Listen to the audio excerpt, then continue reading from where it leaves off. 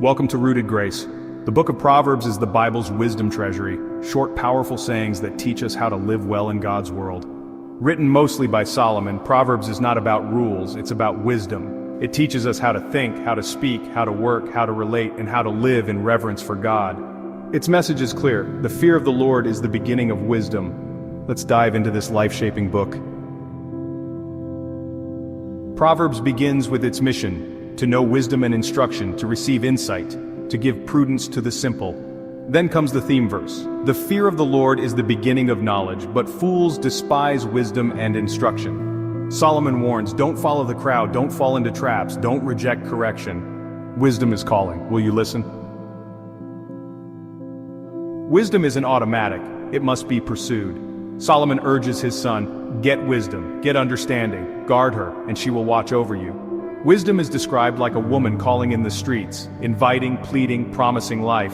It requires humility, discipline, a teachable heart, but the reward: peace, safety, favor with God and man. Wisdom is more precious than silver. Nothing you desire can compare. Solomon now warns against adultery and sexual sin. He describes the enticing voice of the adulteress, but also her end: bitterness, regret, destruction. Can a man scoop fire into his lap without being burned? Proverbs is clear: guard your heart, flee temptation, drink water from your own cistern. He also warns against laziness, deceit, and impulsive decisions. Wisdom is not just what you know, but how you live. Chapter 8 is a soaring poem where wisdom speaks as a person, Lady Wisdom. She says, I was there at creation. I was beside him like a master craftsman. This is not just advice, it's eternal truth. To love wisdom is to love life. Blessed are those who listen to me. Proverbs chapter 8, verse 34 to 35. For whoever finds me finds life and receives favor from the Lord. Chapter 9 presents a contrast. Lady Wisdom prepares a feast and invites the simple to learn. Lady Folly also calls out but leads to death. Both offer a banquet, both appeal to the same people. The question is, whose table will you sit at? Your daily decisions determine your direction. These chapters are packed with short, memorable sayings. Here are just a few themes. Words. A gentle answer turns away wrath. The tongue has the power of life and death. Money, dishonest gain will not last. The generous will prosper. Pride. Pride comes before destruction. Humility brings honor. Work. Go to the ant, you sluggard. Hard work leads to profit. Friendship. Iron sharpens iron. A friend loves at all times. Proverbs teaches not just how to act, but how to think. It shapes character from the inside out. Chapter 30 is written by Agur, less known but deeply wise.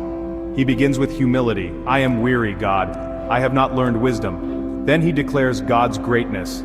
Who has gone up to heaven and come down? What is his name and the name of his son? He speaks of contentment.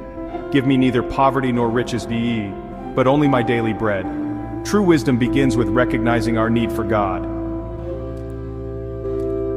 The book ends with the sayings of King Lemuel, taught by his mother. It warns against drunkenness, injustice, and neglecting the poor. Then comes the famous passage, the Proverbs 31 woman. She is strong, wise, generous, hardworking, and God-fearing. Charm is deceptive and beauty is fleeting, but a woman who fears the Lord is to be praised. Proverbs 31 verse 30.